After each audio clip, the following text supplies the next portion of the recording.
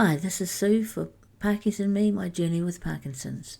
So today I thought I'd talk about acts of service. I have done a blog about this before, many years ago, and I hadn't heard of this acts of service before my husband and I went to see a counsellor. It was early on in the piece and we were just trying to figure out each other, which several years later I don't think we completely know each other. After several years together, I think there's still some mysteries in our lives. But anyway, she talked about acts of service. And acts of service can be the little things like checking your oil for you, pumping up your tyres on your car, making you a coffee while you're in the shower. And the strange thing is, we get used to these things, these acts of service, and may not fully realise what people are doing for us. So acts of service is basically, I love you, but without having to say the words. Some people just aren't comfortable with saying, I love you.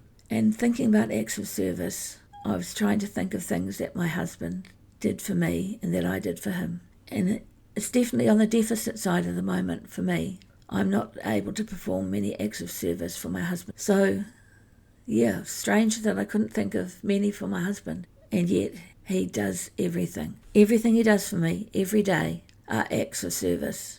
He makes my breakfast in the morning. He does the dishes. He does the housework, he cooks the meals, he does the washing, he hangs it out, he drives me to everything I need to get to. He is just amazing. And I know that at times he gets overwhelmed with everything he has to do, on top of being concerned for my welfare. He comes to the doctor with me. He's just amazing. And, he still does those little things for me, like turning my side light on in the bed when I'm coming into the bedroom to go to bed. Like making sure I have everything before I lay down, because he knows it's painful for me to get up and walk again. It's checking if I've had my pills, which in a past life I might have objected to, but now I find it quite sweet that he's always concerned for my welfare. So acts of service can take many forms, and I'll tell you a story about a patient that I saw when I was working in the community. So I went to see a man and his wife one day at their home.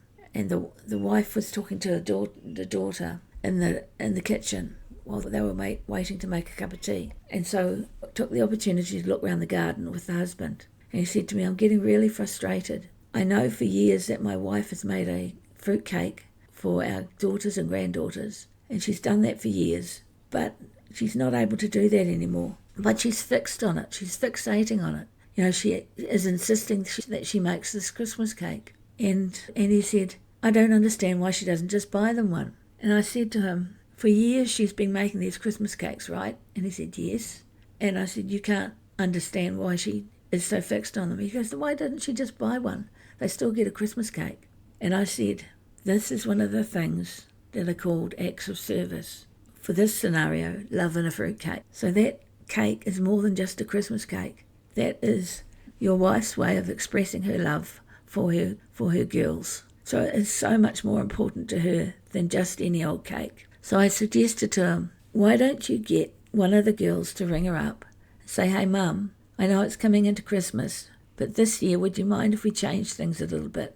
And she'd say, in what way? And she said, I'd love to be able to make the Christmas cake with you, and so would my sisters, because we want to make sure that your delicious Christmas cake is handed down to our children. And so she would be delighted with that suggestion. And in that way, as I said to the husband, the girls can surreptitiously make sure the oven's on at the right temperature and do things in a way that she wouldn't be aware that they were actually doing things for her. They could say, am I mixing it right, Mum? Is that the right temperature, Mum? Am I lining the cake with enough paper? All those little things as they're making the Christmas cake, and she feeds back to them instructions, will make her feel like she has got something to give, that at Christmas her gift of love will continue. So he seemed to think that was quite a good idea, and so did I. It's just a way of making sure that rather than saying, you can't do this anymore, they're saying, we've valued those cakes that you've given us over the years. They are special to us, and we want to hand them down to our children. So she doesn't get embarrassed over burnt Christmas cakes or worrying about whether she's doing things right. The girls can come and help her do that and share in those acts of service. So think about the acts of service that you do for those you love. It can take many forms, but sometimes when your adult son comes and says, can I fix this or can I do this or that for you around the house, or your daughter or your grandchildren, let them do those little jobs. Those little jobs can be their way of helping somebody they love. So let them do that for you. Let them perform those acts of service and let them give you that gift as you have given them many gifts over the years. This has been Sue with a croaky throat that just won't go away for Parkies and me, my journey with Parkinson's. I hope you'll come along for the ride. Kia kaha, be strong, be brave, be you.